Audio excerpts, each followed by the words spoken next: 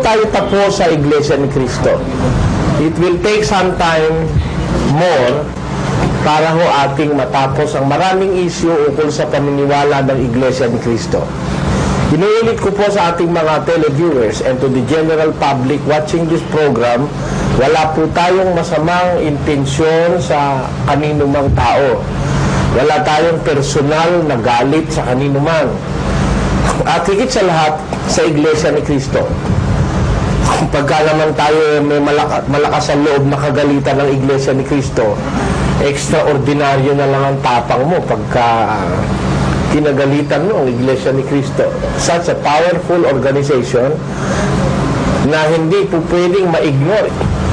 Pero sa kabila po nun, tumatalakay tayo ng mga paksa na naghahayag sa inyo ng mga maling paniniwala ng Iglesia ni Cristo ni Ginoong Manalo.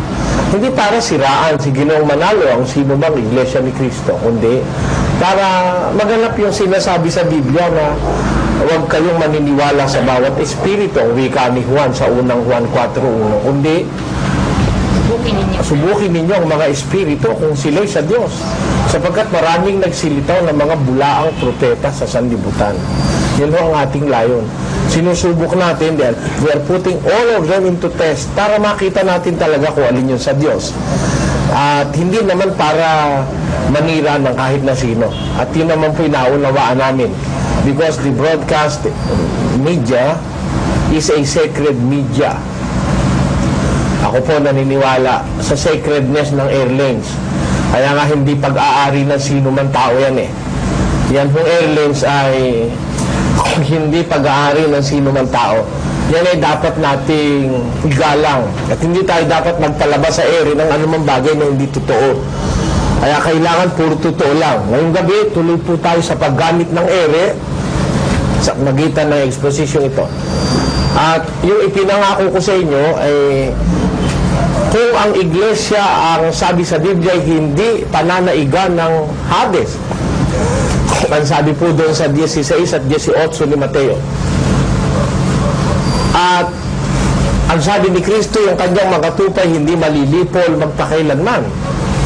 Hindi sila maaagaw ninuman sa aking kamay at sa kamay ng aking Ama. Ang claim ng Iglesia ni Kristo, yan daw po nawala, tuluyang nalipol, naitalikod na lubusan, ganap na naitalikod, walang natira kahit isa. Yan ang claim nila sa tatlong issue ng pasugong binasa ko sa inyo nung nakaraan. Pati yung kanilang librong pagbubunyag na nagsasabi doon na kahit isa walang natira.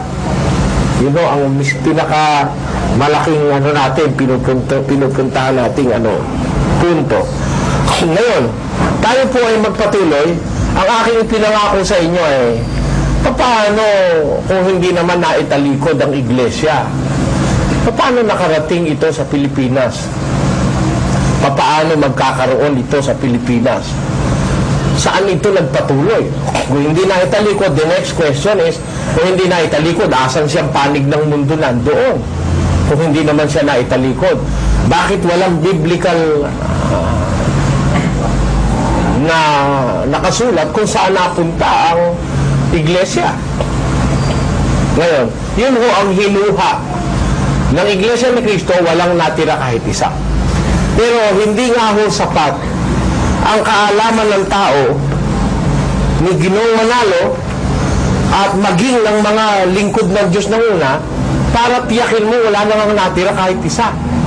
Doon ho sa binasa ko, gusto kong basahin uli sa Roma Kapitulo 11 at ang bersikulo ay 2. Hindi itinakwil ng Diyos ang kanyang bayan na nang una pa'y kinilala niya. O hindi ba ganinyo nalalaman ang sinasabi ng kasulatan tungkol kay Elias? Kung paanong namagitan siya sa Diyos laban sa Israel na sinasabi, Panginoon, pinatay nila ang iyong mga propeta. Giniba nila ang iyong mga dambana at ako'y naiwang nag-iisa at hinahanap nila ang aking bahay. Ayun, nanalangin si Elias laban sa Israel. Pinanalangin niya sa Diyos yung Israel laban sa Israel. Sila kahit pinatay nila ang iyong mga propeta, iginiba nila ang mga dambana mo, which is true. Talaga namang naging gano'n ng Israel. na giniba nila ang iyong mga dambana at pinatay nila yung mga propeta. Naiwan ako ikaw, nag-iisa. At hinahanap pa nila ang bahay ko. Ang assessment o ang paniniwalang buong buo ang buong paniniwala ni Elias, wala nang natira kahit isa. Siya na lang mag-isa. Ang natitirang lingkod ng Diyos sa Israel nung una. Totoo ho ba yung paniniwala ni Elias? Pakinggan nyo, napakaliit ho ng Israel, strategically speaking or geographically speaking. Yung tinatawag na Israel,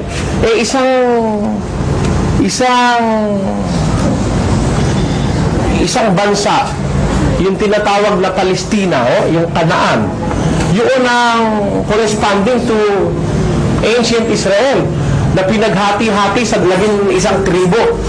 Kaya napakaliit nun, no? Napakaliit nun.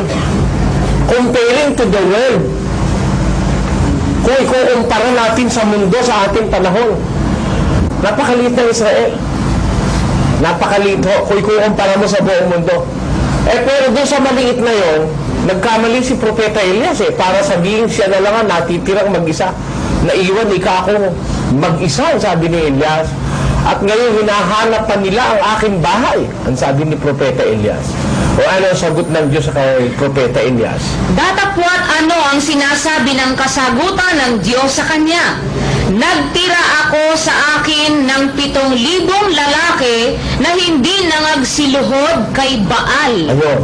Ang paniniwala ni Elias na siya lang mag-isa ang lingkod ng Diyos, mali pala yun. Hindi naman niya nalibot ng buong Israel kaya pwede siyang magkamali na akala niya siya na lang mag-isa, pero meron pa palang 7,000 na mga natitirang sa Diyos na hindi nagsiluhod kay Baal. Ang ibig lang ipakita rito, kung may posibilidad na magkamali sa kalkulasyon niya tungkol sa dami ng naglilingkod sa Diyos, ang isang propeta, lalo namang may posibilidad magkamali si Ginoong Manalo na hindi naman propeta. Para sabihin, wala nang natira kahit isa. Wala nang naiwan sa Diyos. Wala na. Wala na rin natira kahit isa. Lubos ang naitalikod. Ngayon, saan tayo dadaan? Siguro iniisip ng mga religious people sa ating panahon. Sabi nung aking nakausap na si taga roon sa amin, Mr. Serrano, saan ka dadaan sa susunod na exposition? Saan ka dadaan? Talaga naman ikaw, nawala na lahat ng lingkod ng Diyos. Sabi nilang gano'n, ano? Anong dadaanan mo sa Biblia to prove na hindi nawala ang tunay na iglesia? Ngayon, para bang sa mga nag-aabang, para bang isang napaka-imposibleng bagay na mapatunayan ko yung aking sinasabi na hindi na nga talaga hindi natalikod ang iglesia at hindi nalipol na lubos yung mga lingkod ng Diyos. Kasi yun na nga naitanim ni Ginoong Manalo at ng iba pang mga iglesia na naitalikod siya iglesia, nawala. Ayun. Ngayon, ang ating aalamin, kung hindi talaga naitalikod, what is the next? Ano susunod? Ano susunod na pangyayari tungkol sa naganap na kasaysayan sa iglesia? Pakinggan niyo, gusto kong balikan ng unang Timoteo 4, versikulo 1 hanggang 3. Ngunit hayag na sinasabi ng Espiritu na sa mga huling panahon ang iba'y magsisitalikod sa pananampalataya at mga kikinig sa mga espiritong mapanghikayat at sa mga aral ng mga demonyo sa pamamagitan ng pagpapaimbabaw ng mga tao na nagsisipagsalita ng mga kasinungalingan, na hinirohan ang kanilang mga sariling budhi ng waring bakal na nagbabaga, na ipinagbabawal ang pag-aasawa at ipinag-uutos na lumayo sa mga lamang kati. Ayan. Pero sinasabi dito si Pablo na pagdating ng mga huling panahon, yung kahulihan ng mga apostol, hindi kang iba tatalikod sa pananampalataya, nakikinig sa mga espiritong mapanghikayat sa mga aral ng mga demonyo. Yung salitang ang iba magsisitalikod sa pananampalataya, it will necessarily mean na yung iba hindi tatalikod sa pananampalataya. Payag mo kayo. Kung naiintindihan natin ang lohika ng pangungusap ng Biblia, dapat tayong pumayag. Sabi ni Pablo kay Timoteo, sa mga huling panahon, dun sa mga hulihan ng mga apostol, yung iba'y magsisitalikod sa pananampalataya. Kung lahat ay tatalikod, sana sinabi niya, sa mga huling panahon, lahat tatalikod. Hindi, yung iba ang sabi. Kaya talagang meron tatalikod sa pananampalataya, pero hindi yung buong pananampalataya at yung buong organisasyon sa Diyos, matatalikod na lahat kagaya ng paniniwala ng Iglesia ni Cristo ni Ginoong Manalo and Company. Kaya, meron hindi matatalikod. Ngayon, saan ako dadaan para patunayan sa inyo hindi talaga natalikod na lubos sa Iglesia? Ganito po yun mga kapatid. Ang Biblia, the last book of the Bible was written approximately, according to scholars, the book of Revelation, which was written by John the Revelator, naisulat noong pagitan ng 96 at 98 AD. 96 to 98 AD. Most probably, that is the last book of the Bible written. 96 to 98 AD. Ngayon, siyempre, after 98 AD,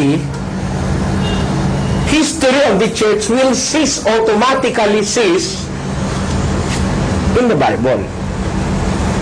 Pero its existence will go beyond the 98 AD period. Naniniwala ko kayo doon. Kasi, historiador na nagsusulat. Halimbawa, si Saide, isinulat niya ang Philippine history. Namatay halimbawa si Saide noong 1970. Naisulat na, Philippine history na nga ang tawag. Pero beyond 1970, after his death, maisusulat niya pa ba yung yung Philippine history? Hindi na. Lilipas ka lang ng 2 taon. There is a striking turning point in the history of the Philippines. And that is the declaration of martial law. Ibig ko lang ipakita rito, yung isang magandang pangyayari pagkatapos ng important event in history, pagkatapos ng 1970, di na kaya isulat ni Saide. Pero it doesn't necessarily mean that the Philippines ceased to exist. Hindi ibig sabihin na hindi na nagpatuloy ang eksistensya ng Pilipinas. Ang katunayan nga, narito pa tayo, Pilipinas pa rin hanggang ngayon. Hindi naman na ibig sabihin nawala na ang eksistensya ng bansang Pilipinas dahil itumigil na ang pagsulat ng istorya ng Pilipinas. Ngayon, ano po ibig ko sabihin? Ang huling-huling aklat ng Biblia ay nasulat 96 or 98 AD. Siyempre, beyond 98 AD, wala ka nang mababasang informasyon sa Biblia tungkol sa nangyari sa Iglesia. Tama ho ba ako o hindi? Pero, it doesn't mean na kung wala nang mababasang istorya tungkol sa tunay na Iglesia, nawala na ang tunay na Iglesia at ang tunay na pananampalataya. Hindi po pwedeng mangyari yun. Ngayon, ano nangyari? Saan napunta? Wala na pala tayong ulat Yun ho ang pagkakaiba ng Biblia sa ibang historical books. Because the Bible can foresee the future. Meron hong mga paunang salita sa Biblia. Kung ano ang mangyayari doon sa Iglesia o sa samahan sa Diyos. Mawawala halimbawa sa Israel, pero mananatili bang yun wala na lang basta, it had vanished, wala na. Wala nang totoo. Hindi po ganon. Babasa ho tayo sa hula. Bago pa umalis ang Kristo papunta sa langit, meron ang sinabi dito sa aklat ni Mateo. Sa Kapitulo 21, versikulo 43. Ganito ang ating mababasa. Kaya nga, sinasabi ko sa inyo, aalisin sa inyo ang kaharian ng Diyos at ibibigay sa isang bansang nagkakabunga. Ayun. Yung kaharian ng Diyos sa Israel, maaari talagang maalis yun. At alam niyo ba, pinaniwalaan ng Israel na talagang mawawala sa kanila ang katotohanan? Maaalis sa kanila, naniwala ang mga Israelita. Pakinggan nyo sa Gawa. 1:6, ganito ating mababasa. Tinanong nga siya nila nang sila'y nangagkakatipon na nangagsasabi, Panginoon, isasauli mo baga ang kaharian sa Israel sa panahong ito? Ayon. Nagtanong ang mga alagad, Panginoon, yung bang kaharian sa Israel, isosoli mo rin ba sa Israel sa panahong ito? Alam nila na maaalis nung panahon na yun. Kaya ang tanong ng mga apostol, kung baga paghahabol, Panginoon, sosoli mo ba uli rito sa amin, sa Israel? Ang sagot ni Kristo, hindi. At sinabi niya sa kanila, hindi ukol sa inyo ang pagkaalam ng mga panahon o ng mga bahagi ng panahon na itinakda ng Ama sa kanyang sariling kapamahalaan. Hindi nyo alam ang panahon. At hindi na ukol sa inyo ang pagkaalam ng mga panahon, ang bahagi ng mga panahon na itinakda ng Ama sa kanyang sariling kapamahalaan. Ibig lang sabihin, walang nakakaalam na tao kung ano ang mga plano ng Diyos regarding the kingdom. Aalisin sa Israel. At balikan ho natin ang Mateo para i-confirma natin ang bagay na ito. Pakinggan nyo.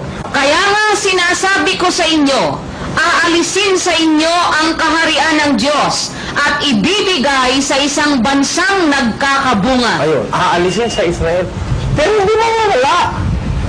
Nakagaya ng paniniwala ng Iglesia ni Cristo ni Ginoong Manalo.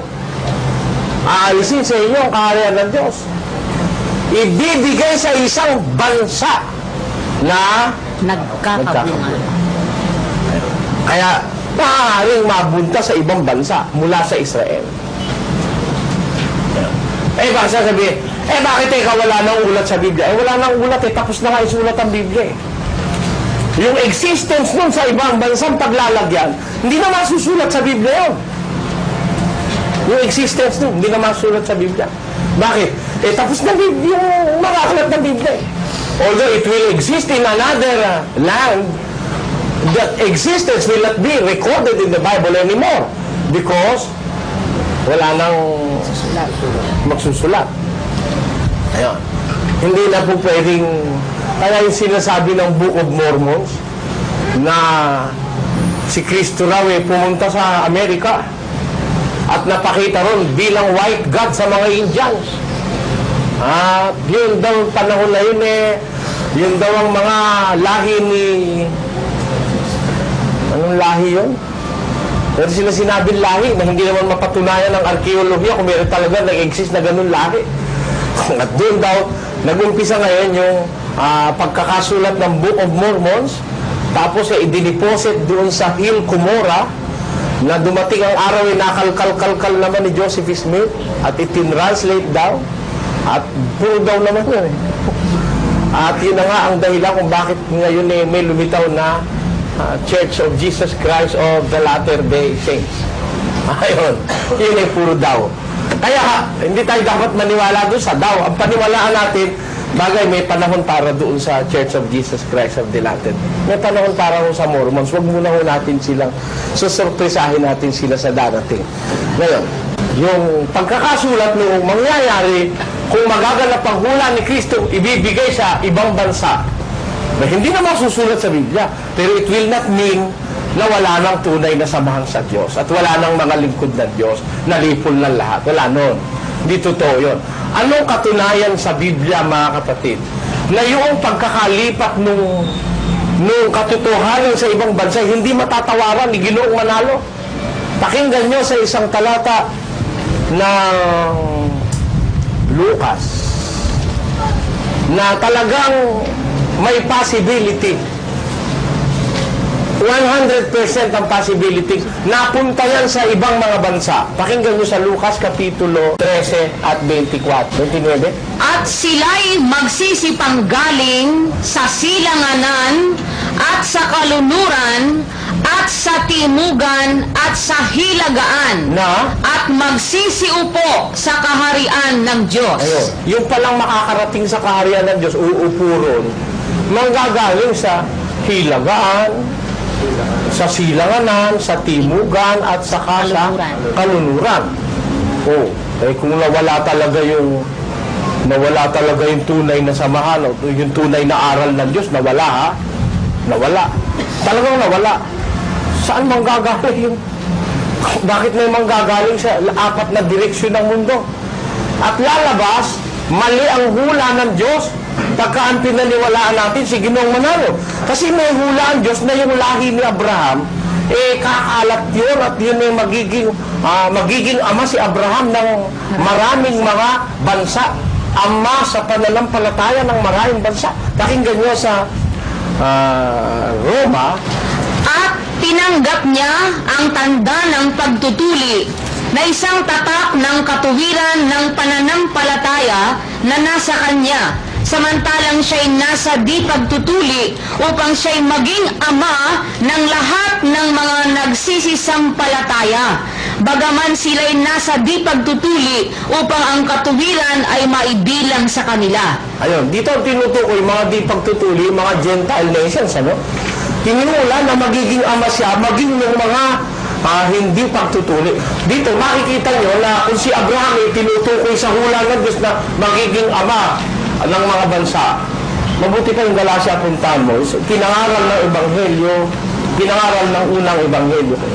Sige. At sapagkat ipinakita na ng kasulatan na aariing ganap ng Diyos ang mga hintil sa pamamagitan ng pananampalataya, ay ipinangaral na ng una ang Ebanghelyo kay Abraham na sinasabi, sa iyo ay pagpapalain ang lahat ng mga bansa. Ayun, ipinangaral ng una kay Abraham ang Ebanghelyo na ang sabi, pagpapalain sa iyo ang lahat ng mga bansa. Kaya yun yung pananampalataya ni Abraham. Pati yung Ebanghelyo. Hindi basta mawawala on the face of the earth. Nagpapatuloy yun mula sa panahon ni Abraham. Ayan ang dapat nating makita, mga kapatid. Ngayon, yung ibang nagpapakatalagay na nawala ang tunay na relihiyon, nawala ang tunay na iglesia, ang katotohanan, malaking pagkakamali ang nagagawa ng mga yun. Nawala pala. Ha? Ang tanong ko, nawala nga ba? Nawala ba? Kung nawala, ba't may Biblia? Ba't hanggang ngayon may Biblia? Nakita natin ang ulat ng mga nangyari sa unang Kristyanismo.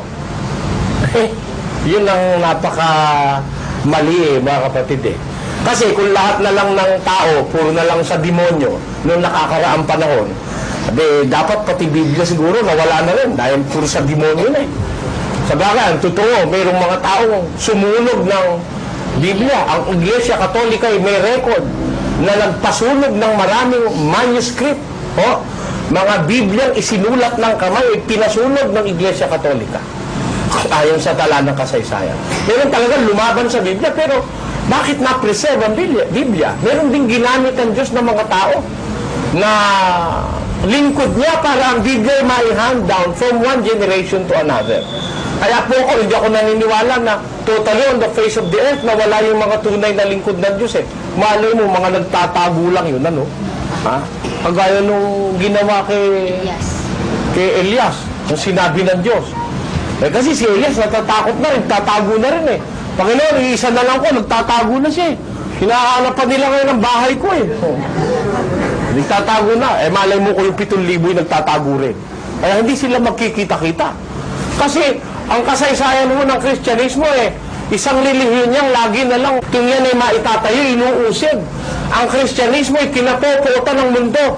Sabi ni Kristo, kapopuotan kayo ng lahat ng mga tao dahil sa aking pangalan. Sabi sa kanyang mga alagad. Hindi lang lahat ng tao, lahat pa ng bansa O tinan ninyo, babasahin natin sa Mateo. At kung magkagayoy ibibigay kayo sa kapighatian, at kayo'y papatayin, at kayo'y kapopuotan ng lahat ng mga bansa dahil sa aking pangalan. Paano magaganap na yung lahat ng mga bansa ay mapupuot sa Kristyanismo kung walang Kristiyano dun sa mga iba't ibang bansa? Sino ang kapopuotan nila nung walang Kristiyano ron? Kapopuotan kayo ng lahat ng mga bansa dahil sa aking pangalan. Kaya yung prinsipyo ng Kristyanismo, kahit saan bansa makarating yun, kinapopuotan yun Kaya hindi katakatakang yun, they belong to the silent minority. Dun sa mga despised minority. Di ba totoo? Dun sa korte ni Pilato, May Kristiyano ba na wala sa korte ni Pilato? Nagtatanong si Pilato, ano ang gusto nyo? Sino papawalan ko? Si Barabas o si Jesus? Sigawan yung mga alagad ni Kristo, pawalan si Jesus! Ay yung boses nila, pawalan si Jesus! Pawalan si Jesus! May katabi siyang irehe. Imbis na sisigaw pa uli, hindi na sumigaw dahil ginagano ng katabi. Ay nung sumigaw yung mga makabarabas, pawalan si Barabas! Ako, dahil natakpan yung boses nila. Ang narinig ni Pilato, yung boses ng mga antikristo. Yun. Kahit saan mo dali ng Kristyanismo, ganun eh. Kaya nga ako, di naniniwala ng mga malalaking relihiyon na yan ang tunay na Kristyanismo. Yung malalaking relihiyon na nagsasabi, 8 milyon kami. 10 milyon kami. Lakas nila, no? Hindi ganun kalakas ang Kristyanismo eh. Tingnan ninyo, kung kayo nag-aaral ng Biblia, tingnan ninyo yung samahang Kristyanismo. Unang Korinto 1:26. Ganito ating mababasa. Sapagkat masdan ninyo ang sa inyo'y pagkatawag, mga kapatid, na hindi ang maraming marurunong ayon sa laman. Tanyo, hindi maraming marurunong yung mga Kristiyano. Tuloy. Hindi ang maraming may kapangyarihan. Hindi maraming may kapangyarihan dyan. Tuloy. Hindi ang maraming mahal na tao ang mga tinawag. Hindi maraming mahal na tao. Tuloy. Kundi pinili ng Diyos ang mga bagay na kamangmangan ng sanlibutan upang hiyain niya ang mga marurunong. At pinili ng Diyos ang mga bagay na mahihina ng sanlibutan upang hiyain niya ang mga bagay na malalakas at ang mga bagay na mababa ng sanlibutan at ang mga bagay na hinama ang pinili ng Diyos. Oo, at ang na walang halaga upang mawalang halaga ang mga bagay na mahahalaga upang walang laman na magmakuri sa harapan ng Diyos. Kita nyo, yun ang Kristyanismo eh. Marami mahihirap, walang pinag-aralan. Yun. Ay paano hindi magiging sa ano yan? Mga lowly in hearts, meek in spirit. Wala naman mga pinag-aralan eh. Mga ano yan, mga the silent type. Yung mga pinatawag na kung ano, kumbaga may inferiority complexes sila. Mabababa ang kanilang kalagayan sa buhay. Paano mo ngayon maibabalita yan sa mga history books ng mga iba-ibang bansa? Mga ano yan, mga hindi popular na mga tao yung mga Kristiyano, saan man sila makarating. Kaya ako po naniniwala, mga kapatid, kung meron mang mga napunta sa mga bansa na mga naniniwala kay Kristo, hindi maire-record basta-basta sa history yun. Alam niyo, dun lang sa Roman history, basahin yung Roman history or the history of the Roman Empire. Doon walang binabanggit man lang Kristiyano eh. Ha? May isang banggit doon, si Kristo. There was a Jesus of Nazareth, ang sabi, who was killed by the orders of Pontius Pilate. Ha? Hung on the cross by the order of Pontius Pilate. As brief as that, yung voluminous Roman history, the history of the rise and the fall of the Roman Empire, napaka-voluminous no, napakaraming mga artikulo doon. Pero ang binabanggit tungkol kay Kristo is just a simple 2 or 3 sentences na ulat, tapos na. Yung mga alagad niya, wala man lang banggit doon eh. Kaya hindi katakatakang sa mga world history books, hindi basta nababanggit yung samahan ng tunay na mga naglilingkod sa Diyos. Pero it doesn't mean na hindi na sila existing, wala na sila. Ano ho ang mga pruweba sa Biblia, mga kapatid? Na talagang may 100% possibility na yung diwa ni Kristo ay nataglay ng mga tao sa iba't ibang mga lugar, pero hindi lang mga popular na tao. Pakinggan nyo sa isang talata ng Awit, sa Kapitulo 100, versikulo 4, ganito ating mababasa. Magsipaso kayo sa kanyang mga pintuang daan na may pagpapasalamat at sa kanyang looban na may pagpupuri. Magpasalamat kayo sa kanya at purihin ninyo ang kanyang pangalan. Sapagkat ang Panginoon ay mabuti, ang kanyang kagandahang loob ay magpakailanman, at ang kanyang pagtatapat ay sa lahat ng salit-saling lahi. Kita nyo, ang Panginoon ay mabuti, ang kagandahang loob niya ay magpakailanman, at ang kanyang pagtatapat ay sa lahat ng mga salit-saling. Ginagamit yung adjective na lahat o adverb. Lahat ng mga salit-saling lahi. Kaya yung pagtatapat ng Diyos, yung pagtawag ng Diyos, yung kanyang pagliligtas, hindi ho napuputol yan, mga kapatid. Kung ang paniniwalaan natin Iglesia ni Cristo, lumalabas na putol yung pagliligtas ng Diyos Naitalikod ng buong buo No? Ayun. Yun yung maling perception tungkol sa Diyos. Gaya ng perception ni Elias. Pero yun talagang mali. Yung perception na yun na nawala ang mga lingkod ng Diyos. Sabi ng Diyos yun ang kanyang pagtatapat sa lahat ng salit-saling lahi. Kaya meron 100% possibility na bagaman hindi popular, meron tunay na iglesia dun sa China. Bagaman hindi popular, meron tunay na iglesia dun sa India. Kung narating yun ang aral ni Kristo at ng Biblia, mananatiling meron dong kikilala sa Diyos. Yan ho ang dapat nating maintindihan. Meron pa po ba tayong further na proof o pruweba na po pwede nga manatili sa isang bansa ang relihiyon na hindi unnoticed, unnoticed, hindi popular?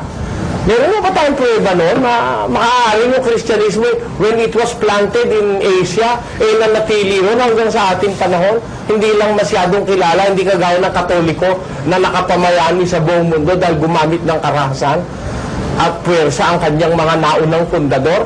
Pakinggan nyo sa isang talata, hanggang banal na kasulatan, Isaiah 41:4.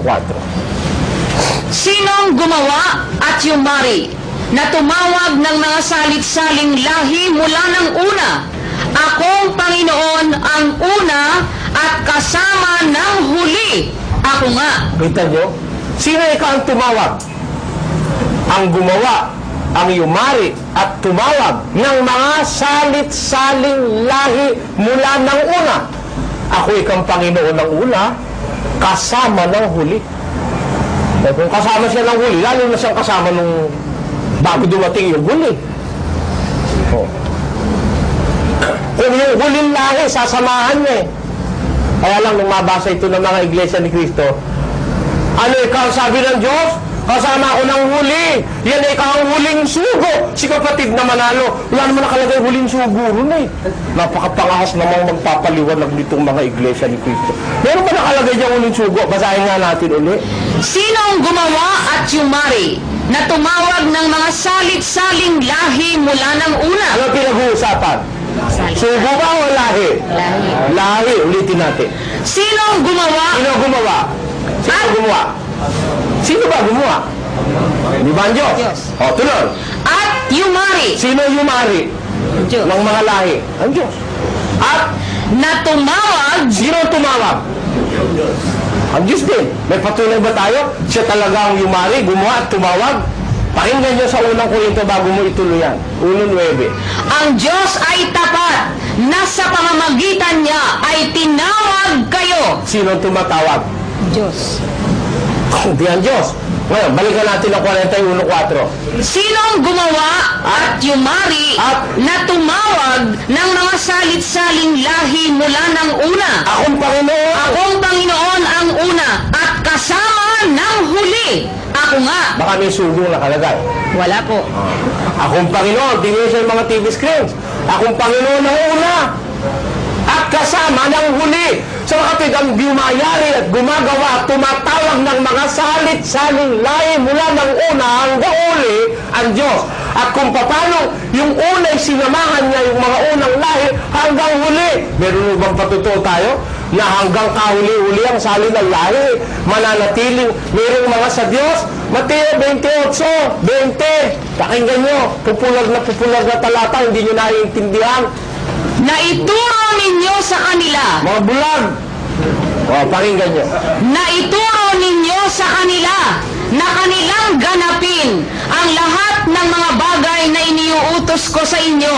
At narito, ako'y sumasa inyong palagi hanggang sa katapusan ng sanlibutan. Naitalikod ba ang katotohanan? Hindi po. Ay, bobo. Eh, sabi ni Kristo, ako, si Kristo yung katotohanan, ha? Ako, sumasa inyo palagi hanggang sa katapusan ng sanlibutan. Kanino siya sumasa kanila? Doon sa mga alagad. Yung gagawin pang alagad at yung panggagawin pang alagad at yung susunod pang alagad, yun ang tinutuko. Pakinggan yun, basahin natin sa 19. Dahil dito'y magsiyaon nga kayo at gawin ninyong mga alagad ang lahat ng mga bansa na sila'y inyong bautismuhan sa pangalan ng Ama at ng Anak at ng Espiritu Santo, na ituro ninyo sa kanila na kanilang ganapin ang lahat ng mga bagay na iniuutos ko sa inyo, at narito ako'y sumasa inyong palagi hanggang sa katapusan ng sanlibutan. Kung paano magaganap yung sinabi ni Kristo sumasa inyo o hanggang katapusan ng sanlibutan? Siyempre, nagkakasalin-salin yung alagad eh. Alagad ako, gagawa ako ng alagad. Yung alagad na ginawa ko, gagawa na naman uli ng alagad. Gumawa kayo ng alagad sa mga bansa. Paano mo napatunayan ngayon wala ng alagad at nalipol ng lahat? Talagang, bilo mo yung ginagawa nyo na yan, mga Iglesia ni Cristo, di ba kayo nahihiya sa Diyos niyan? Pinararatangan yung Diyos ng mali, na siya natalo na ng demonyo dahil wala nang natirang alagad kahit isa. Doon sa sinabi ni Kristo, gagawa ka ng alagad. Yung alagad na ginawa mo, pwede na naman uling gumawa yun. Kaya magsasalin-salin yung mga alagad, ako'y sumasa inyo palagi, even up to the consummation of the ages. Nakalagay dyan, even up to the end of the world. Ano? Sa Greek original ang nakalagay puro na, even up to the consummation of the ages. Hanggang sa katapusan ng lahi ng tao. Hanggang sa katapusan ng katauhan, ako'y sumasa inyo palagi. Bakit? Ang Diyos talaga ang tinatahanan niya, mga tao mga tao naglilingkod sa Kanya. Doon siya nanalahan. Meron dalawa, may tatlo na nagkakatipo, nagkakaisa, nagkakasundo, nagsasama-samang gumawa. Sa pangalan ng Diyos, ang sabi, ako'y naroroon sa gitna nila. Kaya yun, sa mundo, hindi mo pwedeng tasahan na wala nang natirang mga alagad. Puro na lang mga demonyo natira sa mundo. Wala nun, di totoo yun. So, gilapin yung katwiran para patunayan mo yun.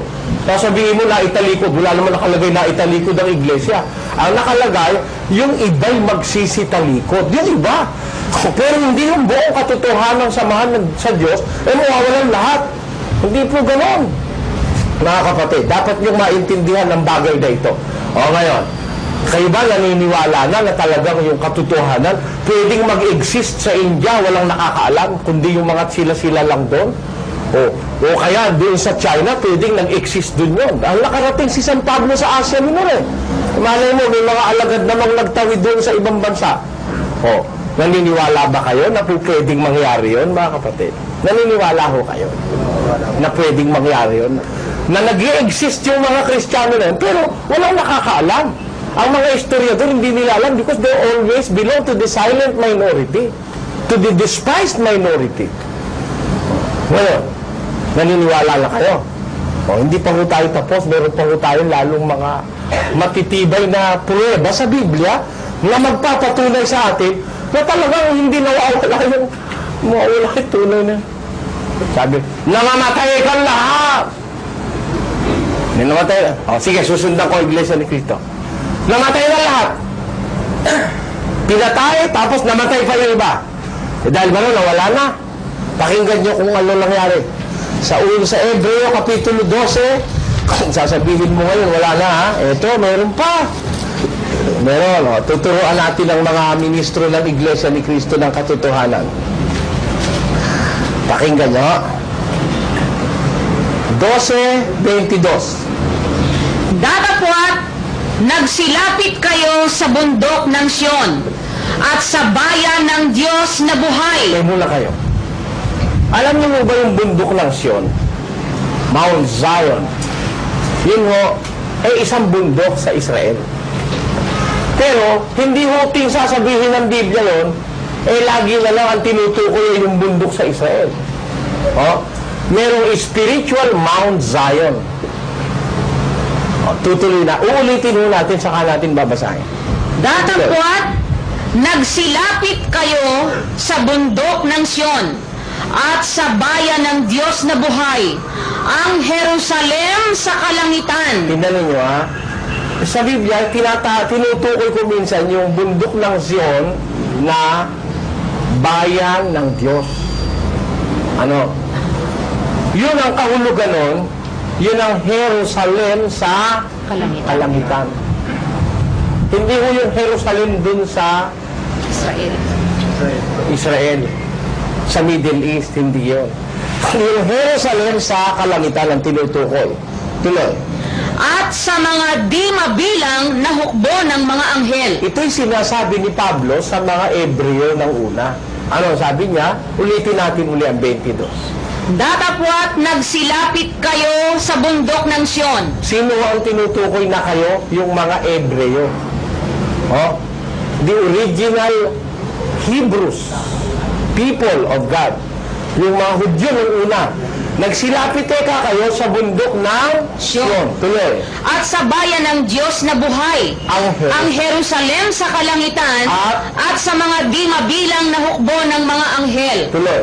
Sa pangkalahatang pulong at iglesia ng mga panganay na nangatatala sa langit, at sa Diyos na hukom ng lahat at mga espiritu ng mga taong ganap na pinasakdal. Wala na ba sila kung namatay sila? Hindi naman nakasalot na wala na sila eh. Andun sila nagsilapit kayo doon sa Jerusalem sa kalangitan. Ha? Doon sa bayan ng Diyos na buhay. Yung Jerusalem sa kalangitan. Kasama na roon yung hindi mabilang na hukbo ng mga anghel sa pangkalahatang pulong to the General Assembly of the Church of the Firstborn. Sa pangkalahatang pulong ng iglesia ng mga panganay na natatala sa langit sa Diyos na hukom ng lahat at ng mga espiritu ng mga taong ganap na pinasakdal. Yung pala mga espiritu ng mga taong ganap na pinasakdal, nandun na rin eh. Oh, di ba? Andun. Oh, nawala ba sila? Old soldiers never die. They just fade away. Kung yung good soldiers never die, they just fade away. Hindi lalo naman yung good Christians never die. Ha? They are not just around. Ha? Hindi mo masasalat. Pero, buhay ang kanilang diwa, ang kanilang espiritu. Tapos sasabihin mo, wala na, naitalikod na lahat, na wala na tunay na iglesia. Meron nga, nasa langit nga ngayon yung kongregasyon ng mga pangaano eh. Kaya nga pwede natin lapitan eh. Gusto nyo lumapit? Lapit, lapit. Oh, gusto nyo lumapit? O, ginawa ng mga Hebreo nung una na lumapit sila eh. O, basahin uli natin. O, tingnan nyo, dito sa programa ito, talaga inuulit-ulit ang sitas para maintindihan. Hindi ang inuulit-ulit dito, praise the Lord, hallelujah, kaya walang maintindihan yung uli. O, pakinggan niya. Datapwat nagsilapit kayo. Pwede ba lapitan? Pwede, nilapitan ng mga Hebreo ng unang pinangaralan ni Pablo. Nagsilapit kayo sa bundok ng Sion at sa bayan ng Diyos na buhay, ang Jerusalem sa kalangitan, at sa mga di mabilang na hukbo ng mga anghel, sa pangkalahatang pulong at iglesia ng mga panganay na nangatatala sa langit, at sa Diyos na hukom ng lahat at mga espiritu ng mga taong ganap na pinasakdal. At kay Jesus na tagapamagitan ng bagong tipan. Malalapitan ba si Jesus? Kasama mong nilapitan yun pagka nilapitan mo yung... Ha? At kay Jesus. O kayo mga pastor, sabi nyo, doon sa pulpito, lapit na kayo mga kapatid, lapit kay Jesus. Pero sa kanya naman lumalapit, pinapapunta. Sa Biblia, nag-aanyaya ang Diyos na lumapit tayo kay Jesus. Is it possible for us on earth na lumapit kay Jesus? Possible. Ginawa ng mga Hebreo na una, lumapit sila kay Jesus. Ulitin natin ang talata. Datapwat nagsilapit kayo sa bundok ng Sion at sa bayan ng Diyos na buhay. Silapit kayo sa bundok ng Sion, nagsilapit kayo sa bayan ng Diyos na buhay, tapos Ang Jerusalem sa sa kalangitan Jerusalem sa kalangitan, nagsilapit kayo ron. at sa mga di mabilang na hukbo ng mga anghel. Nagsilapit kayo sa mga di mabilang na hukbo ng mga anghel. Nang sumampalataya kasi tayo, nalapit tayo dun eh. Lumapit tayo doon sa mga Jerusalem sa kalangitan, sa di mabilang na hukbo ng mga anghel. At Sa pangkalahatang pulo lumapit tayo sa pangkalahatang pulong at iglesia, ng mga panganay na natatala sa langit. Sa hukom ng lahat. At lumapit din tayo sa mga espiritu ng mga taong ganap na pinasakdal. At kay Jesus na tagapamagitan ng bagong tipan. Hindi nalalapitan natin itong mga ito. Kung lalapitan mo, kung wala naman, saka lalapit. Pwede kang lumapit. Hanggang ngayon, pwede kang lumapit sa mga apostol. You can join them. Dito sa Pilipinas, we can join the apostles. Paano kaya Mr. Soriano? Patay na yung mga yun. Bakit? Kung ba patay na, nawala na sila? Hindi hindrance yung kamatayan sa Kristiyano. Ang totoo, kahit buhay ka, pag wala kang Diyos, patay ka pa rin. Ang sabi ng Biblia, ang nagpapakabuyo sa kalawan, bagamat buhay ay patay. Pero yung naglilingkod sa Diyos at naglingkod sa Diyos na nagtagumpay, bagamat namatay nga ay ang buhay pa rin yun. Paano mo hindi malalapitan yun? Kaya malapitan nila. Anong katunayan? Na hanggang ngayon, pwede nating malapitan yung mga lingkod na yan. Pwede tayo makipag-ugnayan sa kanila. Basa sa unang Juan 1:3 hanggang 4. Basa. Yaong aming nakita at narinig ay siya rin naming ibinabalita sa inyo upang kayo naman ay magkaroon ng pakikisama sa amin. Oo, at tayo ay may pakikisama sa Ama at sa kanyang anak na si Jesucristo. At ang mga bagay na ito ay aming isinusulat upang ang ating kagalakan ay malubos. Nasaan ang kalubusan ng kagalakan? Nasaan ang kalubusan ng kagalakan, Kristiyano? Ulit tayo, talata. Yung aming nakita at narinig ay siya rin naming ibinabalita sa inyo. Yan, yung nakita nila, mga apostol, yung narinig nila, yung aral na napakinggan nila, ibinabalita namin sa inyo. Ano ang layon at ibinabalita nila yung aral? Upang kayo naman ay magkaroon ng pakikisama sa amin. Inyo, ang layo ng balitang nasa Biblia para kayo makisama sa amin. That you may have fellowship with us. Can we have fellowship with the apostles?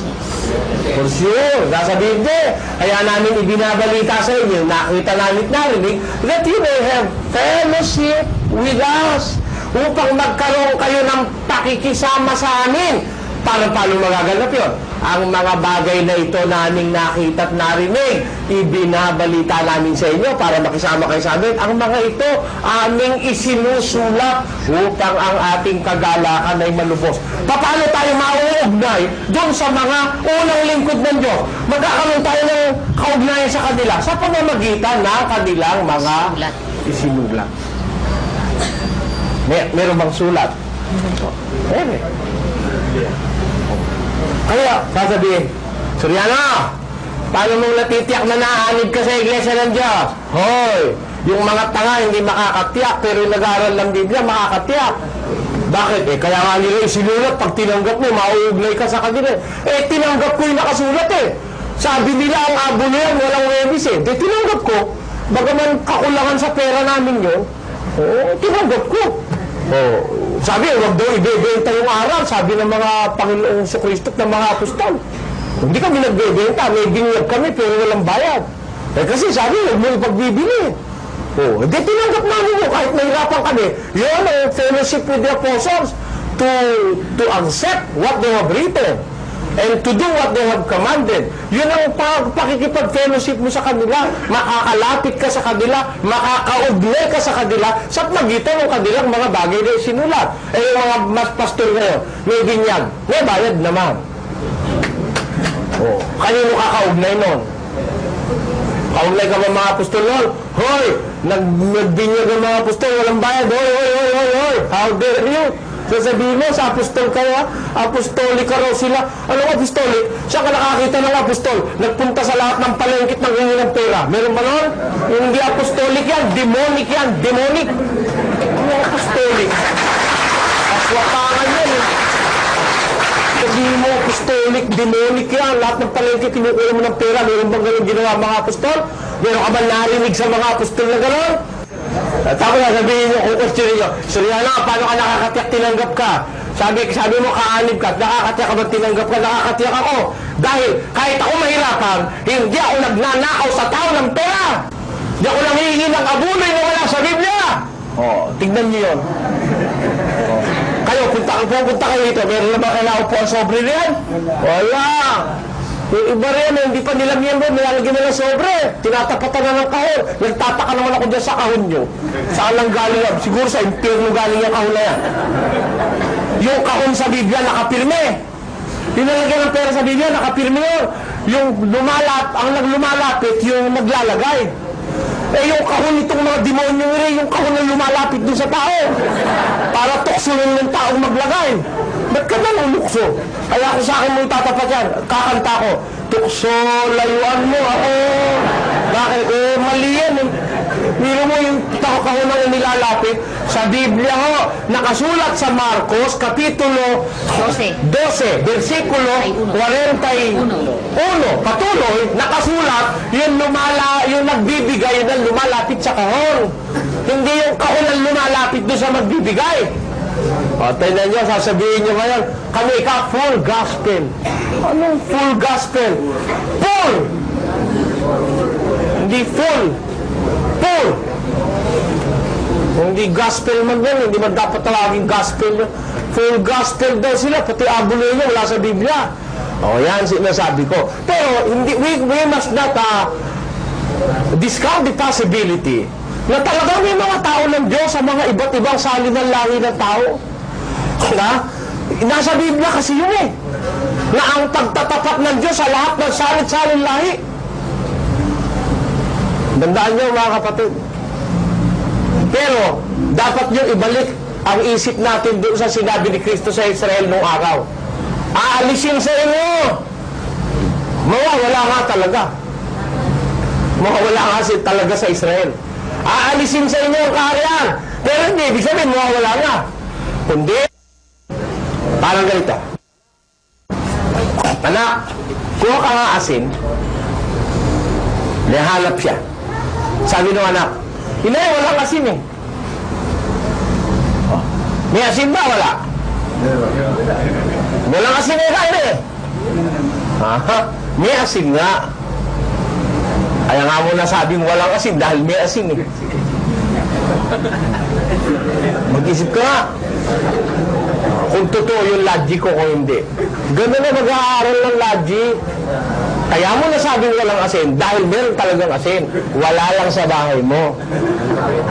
Punta ka sa tindahan meron. Di ba? Ano, ibig ko sabihin, mawawala ang paghahari ng Diyos sa Israel. Tama yun. Pero it doesn't necessarily mean na hindi na makapaghahari ang Diyos outside of Israel. Sabi ni Kristo, ibibigay sa isang bansa na nagkakabunga. Ayun. Kaya po, na-transfer, pwede i-transfer ng Diyos yan. Kung saan niya gusto i-transfer mo, pakialam mo. Pero para katulad mo, nawala na! Nalipo na lumos! Walang natira kahit isa lumitaw sa Pilipinas noong 1914. Kuro-kuro mo lang yun. Wala sa Biblia yun. Yan ang mga hokus-pokus ni Manoy. Wala sa Biblia yan. Hindi biblical yan. Nawala na lipo na lumos. Tapos ay napunta, bigla na lang lumitaw din sa Pilipinas dahil dito may isinugong ibong mandaragit. At saka anghel sa sikatan ng araw. Ganun ba? Wala lang. Hindi totoo yun. Yung anghel sa sikatan ng araw, yung anghel na yun, makapangyarihan yun. At yung pinipigil mong hangin, kaya kayang pigilin ng apat na anghel, hindi naman basta anghel yun. Hindi mo, pigil-pigil yung hangin. Magagawa ba ng taong pigilin ng hangin? Hindi mo gagawa ng tao yun. Sabi ba naman big four daw yung pumipigil ng hangin? Miro mo, yung literal na hangin, hindi mo kayang pigilin, lalo na yung spiritual na hangin. Mas matimbang yung spiritual na hangin kaysa doon sa literal na hangin. Eh, literal na hangin, hindi kayang pigilin ng Big Four yun eh. 8-8 lang kasi Ecclesiastes, pakinggan nyo. Walang tao na may kapangyarihan sa diwa upang tumigil ng diwa. Ni walang Wala kang tao, may kapangyarihan sa diwa, yung espiritu, para makapigil ng espiritu. Yung hangin ay parang espiritu yan eh. Mapipigil mo ba yan sa kamay mo? Kaya nga sa Biblia may nakarecord na pwedeng pumigil dyan. Sino yon? Pakinggan nyo sa Kawikaan 34 patuloy. Ganito ating mababasa. sino ang sumampa sa langit at bumaba? Sino? Sino ang pumisan ng hangin sa kanyang mga dakot? Pwede palang mapisan niyang hangin sa kanyang dakot. Sino yun? Tuloy. Sino ang nagtali ng tubig sa kanyang kasuotan? Yung makakapisan ng hangin sa kanyang dakot, yun din ang makakapagtali ng tubig sa kanyang kasuotan. Pero, para sabihin mo, ang pumigil ng the Big Four, nako, bali. Yung mga historiador sa Iglesia ni Cristo, mag-aral naman kayo ng history. Learn a little of history again. Biro mo yung Big Four na nabuo yan 1919. Ha? 1919 lang mabuo yung Big Four. Nang mabuo ayon sa history, ang Big Four. Eh yung apat na anghel sa sikatan ng nando sa apat na sulok ng lupa, pinipigil na nila yung hangin eh, bago pa lumitaw yung anghel na sa sikatan ng araw eh. O pag-aralan niyo yung Biblia sa kayong historia, hindi tama yung pakahulugan ni Ginoong Manalo. Bago lumitaw yung anghel sa sikatan ng araw, meron ng apat na anghel, pigil-pigil na yung apat na anghel. Eh kung yun ang Big Four, paano yun lang mapipigil yung digma ng 1914, eh 1919 sila nabuo. Eh bago pa mag-umpisa yung pag-akyat ng anghel sa sikatan ng araw, which is supposedly 1914, eh pinipigil na yung hangin. Kaya konting history lang, malalaan niya, mali ang itinuro sa inyo ni Ginoong Manalo eh. Well, ito namang nasa radyo, galit na galit sa akin. Well, patunayan mo yung historical, yung biblical right. Dahil sasama ako sa'yo. Ba't ka magagalit sa akin? Ha? Oh, galit na galit to. Ako, di ako galit sa inyo. Totoo, pag naligaw kayo sa may lugar namin, papabigyan dahil pa kita. Di ako galit sa inyo. Naawa nga ako sa inyo, kaya ako dinadaldal to eh. Bakit? Kung di ako naawa sa inyo, delikado lagay ko, kala nyo, sa relihiyon. Walang pinakadelikadong lagay sa mga ngaral sa ating panahon, kundi ako. Dahil ako lang ang mga ngaral na kumakalikot ng lahat ng relihiyon sa bansang ito. Meron pa bang ibang nangangalikot yan? Wala na. Bulahan lang mo. Eh ako naniniwala, relihiyon, di bulahan eh. Kaya kinakalikot natin lahat yan. Para ano? Para sundin yung sinabi ng Diyos. Saliksikin nyo ang lahat ng bagay, subukin ninyo. Sabi niya sa 5 ng Tesalonica, 5:21 hanggang 22. Prove all things. Hold fast to what is fine. O sabi, basahin natin. Subukin ninyo ang lahat ng mga bagay. Ingatan ninyo ang mabuti. Layuan ninyo ang bawat anyo ng masama. O sige, kung hindi mo alam yung masama, malalayuan mo ba? Kaya nga pinapasubok sa iyo lahat ng bagay, pati masama eh. Kasi pag alam mo na yung masama, alam mo na yung mabuti, maiingatan mo yung mabuti, malalayuan mo masama. Eh kung hindi mo alam yung masama, nilalamo ka na pala ng masama, hindi mo pa alam, kontento ka pa. Ha? Nilalamo na buong kaluluwa mo, ang sagot mo, Amen. Amen. Nilalamo ka na. Hindi mo kasi alam yung masama eh. Pero kung marunong ka sa Biblia, hindi ka basta Amen. Amen. Amen. Hallelujah. Praise the Lord. Eh ako naalala ko yung nasa Kawikaan. Siguro ganito ang mga mata nila. Hindi ganito ang mata nila. Hindi ganito. Pakinggan nyo sa 20:12. Ang nakikinig na tainga at ang nakakakitang mata, kapwa ginawa ng Panginoon. Yung nakikinig na tela at nakakakitang mata, ang Diyos ang may gawa nung. Bakit? Meron bang mata hindi nakakakita? Pakinggan nyo sa Roma. Ayon sa nasusulat, binigyan sila ng Diyos ng espiritu ng pagkakatulog, ng mga matang hindi nakakakita, at ng mga pakinig na hindi nakakarinig hanggang sa araw na ito. Tignan nyo, hanggang sa araw na ito, may mga tao, may matang hindi nakakakita at may pakinig na hindi nakakapakinig. Ang ating pinag-aaralan ho ay yung iglesia, hindi mo pwedeng sabihin categorically na tumigil na, nahinto na. Yung tunay na reliyon, tunay na mga lingkod ng Diyos, nalipong na lubos. Mali yung aligasyon na yun, ni Ginoong Manalo. Mali. Mali. Hindi tama sa Biblia. Paano mo na-check na wala naman lingkod ng Diyos, nalipong na lahat kahit isa walang natira? How dare you? Diba? Walang natira kahit isa, di puro taon sa mundo, puro taon lang ng demonyo natira. Hindi mo papayag ang Diyos ng gano'n. Sapagkat ang kanyang pagtatapat sa lahat ng salit-saling lahi. Eh ngayon, tanong. Eh dito sa Pilipinas, paano kaya nakarating? Oh. Yan ang pinakamagandang usapan. Kailangan bang may lumitaw ditong anghel sa sikatan ng araw para dito sa Pilipinas magkaroon ng kaligtasan ng mga Pilipino? Kailangan ba pumunta naman kaya rito ang mga taga-Roma para magkaroon ng kaligtasan ng mga Pilipino? Eh kasi, ginagamit yung isang nakadiskusyon kong defensor katoliko sa Pampanga. Sabi ka ng Diyos, aalisin ang kaharian sa Israel, ibibigay sa isang bansa na nagkakabunga. Yun ikay nagalap sa Roma. Kaya na-transfer ka sa Roma. Yun sabi. Ngayon, kung di ka nag-iisip, matatakay ka. Ang tanong ko, yung Roma bansa? Bansa, ang sabi rin Hindi mali. Okay, maaari sabihin nyo, aba, Mr. Soriano, ngayon ikay kinikilala ng bansa Roma. Tama. Lately, kinilala ng Italyang separate state ang Roma dahil malaki na ang powers niya. Pero nung una, na nag-umpisa kayo, kinikilala ba kayong bansa? No. Siyudad yan. Bayan. Ang nasa hula ni Kristo, pagkaalis sa Israel, ibibigay sa isang bansa. Ayun. Hindi sa isang siyudad. Kung naintindihan nyo. Kaya, mayroong possibility yung samahan o yung diwa ng katotohanan sa Diyos malilipat sa bansa. Ngayon, ang Pilipinas bansa, mga kapatid. Meron ba tayong share dito sa Pilipinas? Kung pwede ho ba dito sa Pilipinas magkaroon ng tunay na samahan sa Diyos, paano yun? Yan ang ating itutuloy po sa susunod nating pagtatanghal. Abangan nyo.